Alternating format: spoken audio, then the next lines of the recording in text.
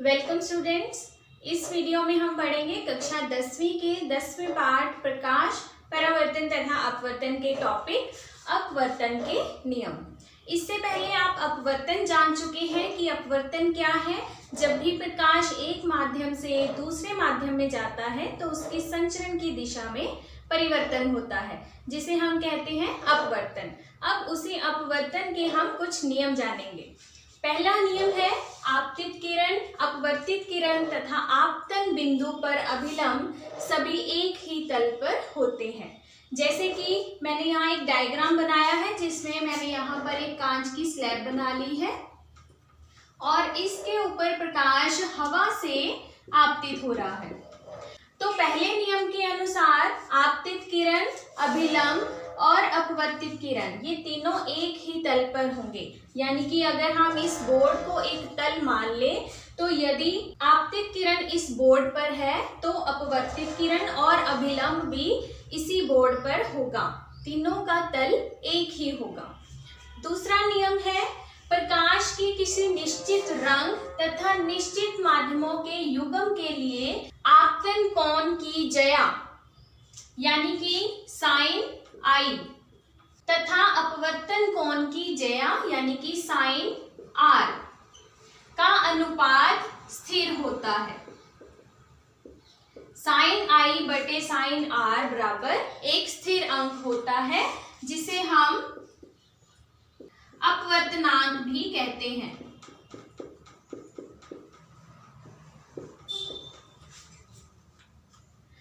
आई क्या है? आपतन कोण, जो कि आपतित किरण और अभिलंब के बीच में होता है। इसे हम छोटे लेटर आई से रिप्रेजेंट करते हैं। आर क्या है? अपवर्तन कोण, जो कि अभिलंब और अपवर्तित किरण के बीच में है।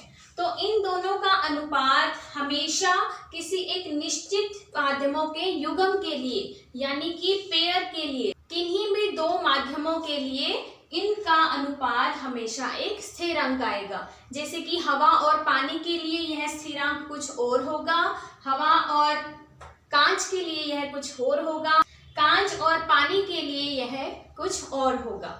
तो किसी एक निश्चित माध्यमों के युग्म के लिए इनका अनुपात हमेशा एक स्थिरांक होता है।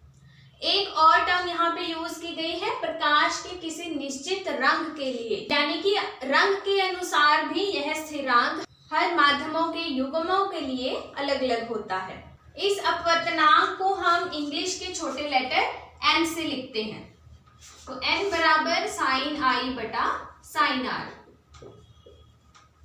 और इस दूसरे नियम को स्नेल का नियम भी कहा जाता है, क्योंकि इसको एक्सपेरिमेंटली स्नेल ने बताया था कि साइन आई बटे साइन आर का अनुपात हमेशा एक स्थिरांक होता है।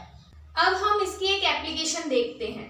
मान लीजिए कोई प्रकाश की किरण इस कांच की स्लैब के ऊपर लंबवत दिशा में आपतित हो रही है, यानी कि यह इस कांच की स्लैब के साथ 90 डिग्री का कोण बना रही है। तो हमें जानना है कि इसका अपवर्तन कोण कितना होगा।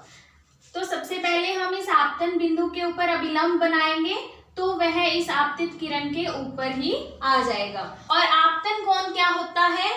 आपतित किरण और अभिलंब के बीच का कोण। अब क्योंकि ये दोनों एक दूसरे के ऊपर हैं तो आपतन कोण का मान हुआ 0। तो इसे हम यहाँ पे पुट कर देंगे। साइन 0 बटा साइन आर जिसे हमें निकालना है वह एक स्थिरांक के इक्वल होगा, जो कि हवा और कांच के लिए एक निश्चित अंक होता है। साइन 0 का मान होता है 0 बटा साइन आर बराबर स्थिरांक। अब इसे हम लिख सकते हैं स्थिरांक गुना साइन ऑफ आर बराबर 0। अब यहाँ पे दो चीजों की गुना 0 के बराबर आ रही है, तो इसका मतलब इनमें से एक चीज तो जरूर ही 0 होगी। तो स्थिर अंक क्योंकि एक निश्चित अंक है, यह किसी भी माध्यम के लिए कभी भी 0 नहीं होता। हवा के लिए भी यह स्थिरांक 1 होता है। तो स्थिरांक क्योंकि 0 नहीं हो सकता, इसका मतलब क्या 0 होगा? साइन आर बराबर 0। और साइन की वैल्यू किस डिग्री पर 0 होती है? जब वह कोण 0 के बराबर होगा, यानी कि r बराबर 0 डिग्री। तो तो इसका मतलब है कि अपवर्तित किरण भी बिल्कुल सीधी ही इस कांच के स्लैब में जाएगी, उसकी दिशा में कोई भी परिवर्तन नहीं आएगा। और अपवर्तन कोण यानी कि इस अपवर्तित किरण और अभिलंब के बीच का कोण भी 0 होगा। तो इसका मतलब है कि जब भी कोई किरण हवा से किसी और माध्यम के ऊपर लंबवत दिशा में आपतित होती है तो वह बिना किसी अपवर्तन के, बिना किसी दिशा में परिवर्तन के उस माध्यम में से गुजर जाती है। तो ये थे अपवर्तन के दोनों नियम। नेक्स्ट वीडियो में हम डिटेल में पढ़ेंगे अपवर्तनांक।